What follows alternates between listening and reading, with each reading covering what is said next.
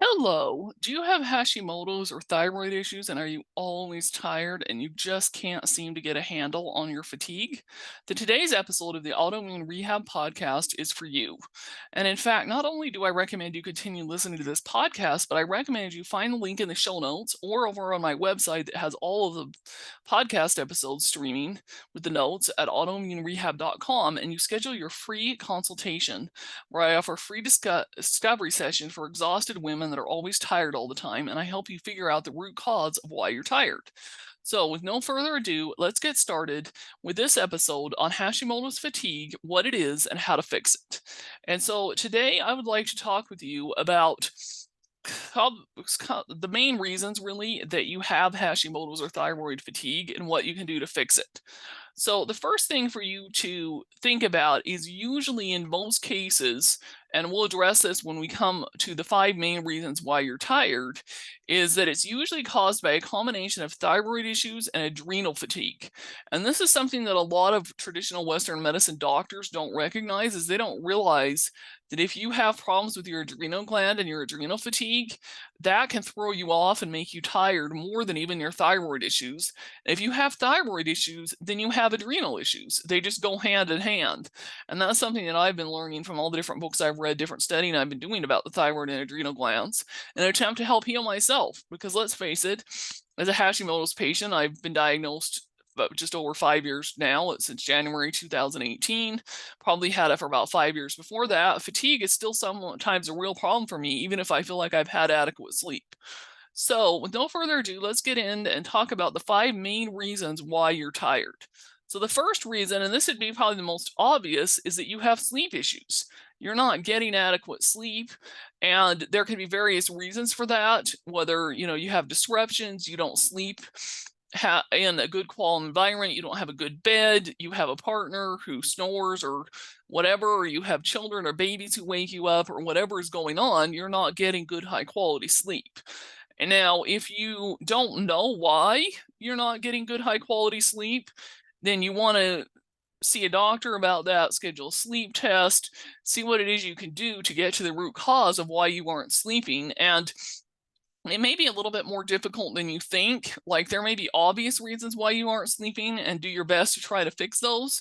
But there may be unobvious reasons as well. And we'll address some of those when it comes to some of the further issues. But just to give you an example, at one point in time in my life, I did some food sensitivity testing and discovered that blueberries were actually causing me problems with sleeping.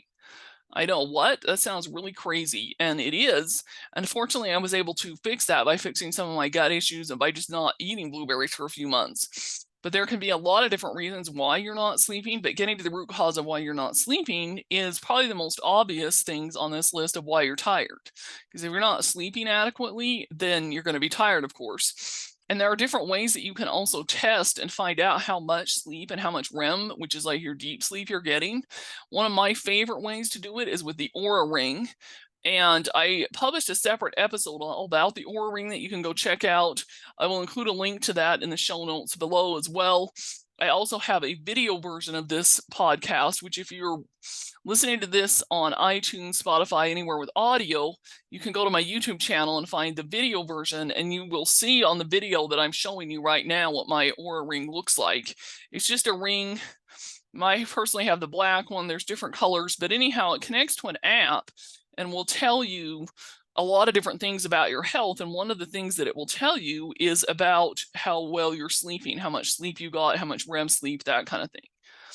Okay, then the next reason is one that's already been mentioned, is you have a thyroid imbalance. So the thyroid controls a lot of things in the body, and one of the things that it controls is your energy levels, as well as it can control whether or not you get good sleep, which goes back to the first thing we just talked about. Also can control your hormones, and hormones can also control your sleep, also can control your temperature in your body. So, if your temperature is off between hot and cold, that kind of thing, on a regular basis, then that can mean you have a thyroid imbalance, and that can affect ultimately your sleep and how tired you are. Then the third thing is, which is related to the thyroid, and we already talked about that, is your adrenal gland imbalance. So if your adrenal glands are off, and or you have a fatigued adrenal gland, then you can be tired a lot too. And in some cases, for some people, this can create fatigue that is worse than the thyroid. Okay, then the next thing is you are missing vitamins and minerals. So this could be anywhere things from you're short on B12 is actually a pretty common one for causing a lot of fatigue. So you may want to try taking a B12 supplement if you're tired all the time, or you may even be deficient in vitamin C, vitamin D, magnesium. There's all different kinds of vitamins and minerals that you may be deficient in. And in order for you to really have a good grasp on what you're deficient in when it comes to vitamins and minerals, this is one of those things where you really have to go see a professional doctor and get assessed on that. And I highly recommend that you do that and figure out what to do to fix it. If you already kind of know what you're missing, but you need some help figuring out what good high quality vitamins and supplements you can take, you can reach out to me and I can give you some different recommendations on things that I take or things that I've tried, questions to ask a doctor about, and that kind of thing. Because one of the challenges that you will encounter is that sometimes some functional medicine doctors will just try to upsell you on a ton of vitamins and minerals. And a lot of times you don't need all the ones that they're going to try to sell you on. Okay. And last but not least is either allergies and or food sensitivities. So I addressed this earlier when I talked about my experience with the food sensitivity test that I took was called the ALCAT. And I don't know if that test still exists anymore. I think it might not. But anyhow, there are other tests and things out there that you can do that can determine your allergies and food sensitivities. And if you have a lot of these and are eating the wrong kinds of foods, those can really impact your sleep as well, and therefore your energy level too. And even if you're sleeping really well at night, you may still have some challenges with energy the next day because these food sensitivities may be dragging you down. Just to give you a good example, I know that one of the reasons why I really shouldn't have dairy products, especially anything beyond just butter. So I have a tendency to do okay with butter, but I eat any kind of cheese or cottage cheese, ice cream, drink regular milk, that kind of thing, or eat products that have milk in it, and I really get tired almost immediately within like 30 to 60 minutes of eating it. So this is another thing that you really have to investigate and see if that's something that's causing your fatigue and causing your energy to be drained. Then there are a couple of other reasons that you could potentially be struggling with your energy level, and one of those could be emotional. Like you could be just really struggling with some kind of an emotional challenge, having some different things going on in your life, having some kind of trauma, that kind of thing. And, that's a whole separate issue in and of itself of something that you need to work on solving. And then a lack of balance in areas of your life. So primary food issues. So I teach people as part of my coaching, and I've talked about this on another podcast episode all about primary food actually. And primary food is a concept that was developed by the Institute of Integrative Nutrition. This is where I went to school for my health coaching certification. But you have this whole wheel of life that contains different primary food issues. So things like your social life, cooking food at home, exercise, your overall state of your health, your spirituality, your education, your career, your finances, all the different aspects of your life.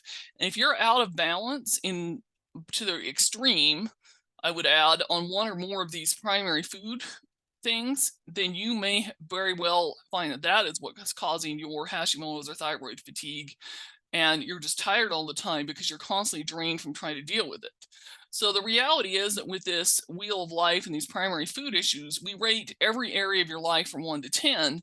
Well, you can't be a 10 all the time in every area. Nobody ever is. But you can potentially be, say equal around between like a 6 to an 8 in most areas. That could be normal. And if, let's say, you're an average of a 6 or a 7 in all your areas except for 1 or 2, you're only like a 1 or a 2, those could potentially be dragging you down and what's causing a lot of your fatigue.